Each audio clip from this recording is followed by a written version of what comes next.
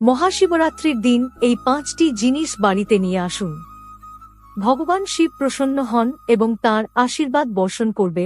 মহাশিবরাত্রির দিন ভগবান শিবের আশীর্বাদ পাওয়ার জন্য অনেক ব্যবস্থা গ্রহণ করা হয়।